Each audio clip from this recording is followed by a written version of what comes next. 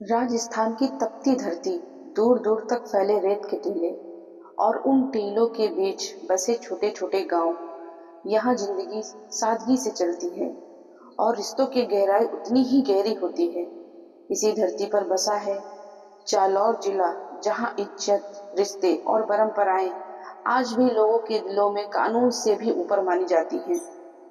इसी जिले में एक छोटे से गांव बंधा कुआं में रहते बाबूलाल खीचड़ और उनकी पत्नी केली देवी। साधारण किसान परिवार, लेकिन दिल के बेहद अमीर। उनकी एक ही बेटी थी, सरिता। सरिता उनके जीवन की सबसे बड़ी खुशी थी। पढ़ाई में तेज, स्वभाव से शांत और चेहरे पर मासूमियत।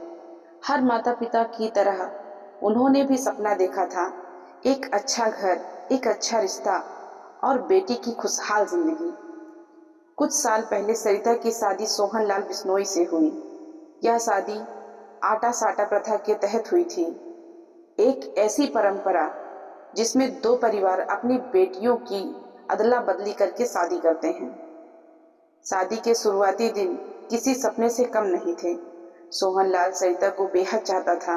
उसकी हर मुस्कान पर वह जान छिड़कता था।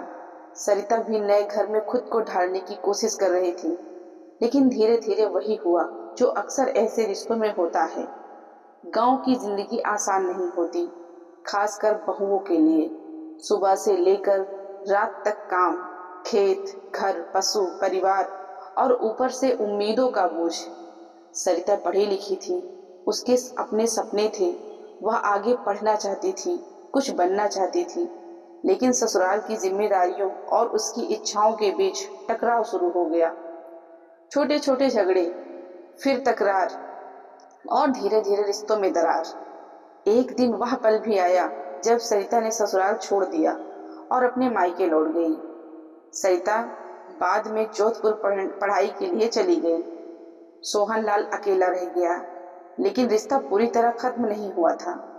दोनों फोन पर बात करते थे, कभी प्यार से, कभी झगड़े में। यह एक ऐसा रिश्ता था जो न पूरी तरह जुड़ा था, न पूरी तरह टूटा। धीरे धीरे सोहन लाल के मन में शक पैदा हुआ। उसे लगा कि उसकी सास केली देवी ही उसकी पत्नी को उसके खिलाफ भड़का रही है। और फिर एक और बात उसको उसके कानों तक पहुंची कि शायद सरिता की दूसरी शादी की बात चल रही है। यह बात सच थी या अफवाह, कोई नहीं जानता, लेकिन इसने सोहन लाल के अंदर आग लगा थी। जब इंसान टूटता है तो तीन रास्ते होते हैं। कोई रोता है, कोई संभल जाता है और कोई बदला लेने की सोचता है। सोहन लाल तीसरे रास्ते पर चल गया। मार्च 2026। सरिता का फोन कई दिनों से बंद था। चिंतित होकर केली देवी ने खुद अपने दामाद को फोन किया। उन्होंने कहा, चलो थाने चलते हैं, बेटी की गुमशुदगी दर्ज करवाते हैं। एक माँ जो अपनी बेटी के लिए किसी से भी मदद मांग सकती है, इवन उस इंसान से जिसे रिश्ते खराब हों। सोहन लाल तैयार हो गया। दोनों एक गाड़ी में निकले। मंजिल थी थाना, लेकिन किस्मत ने कुछ और ही लिखा था। रास्ते में एक सुनसान जगह आई, बलेरा माइनर। चारों तरफ खेत, कोई इंसान नहीं। गाड़ी अचानक रुकती है। उसके बाद जो हुआ उसने इंसानियत को शर्मिंदा कर दिया। सोहन लाल ने गाड़ी में रखी तेज धार वाली कैंची उठाई और अपनी ही सास पर हमला कर दिया। चेहरा जो किसी की पहचान होता है, वही निशाना बना। केली देवी जमीन पर गिर पड़ी, खून से लथपथ। और वह आदमी जिसे उन्होंने मदद के लिए बुलाया था, उन्हें वहीं छोड़कर भाग गया। जब लोगों को पता चला तो पूरे गांव में सनसनी फैल गई।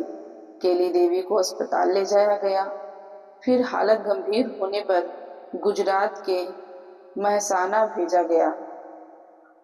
वह आज भी जिंदगी और दर्द के बीच लड़ रही हैं। पुलिस ने केस दर्ज किया। 4 आरोपियों के नाम सामने आए, सोहन लाल सहित, लेकिन सभी फरार हैं। गुजरात राजस्थान में तलाश जारी है। यह सिर्फ एक अपराध नहीं है, यह समाज का आईना है। क्या आटा साटा जैसी परंपराएं आज भी सही हैं? क्या रिश्तों में संवाद की कमी है असली समस्या है? क्या गुस्से को संभालना हमें सिखाया जाता है? क्या महिलाओं के सपनों को दबाना ही परंपरा है? यह कहानी सिर्फ एक घटना नहीं है, एक चेतावनी है। गुस्सा, नफरत और गलत सोच इंसान को हैवान बना देती है। तो दोस्तों, अगर आपको हमारी ये वीडियो अच्छी लगी हो तो आप हमारी वीडियो को लाइक करें और हमारे चैनल को सब्सक्राइब करें। तो मिलते हैं आपको नेक्स्ट वीडियो में। तब तक के लिए बाय।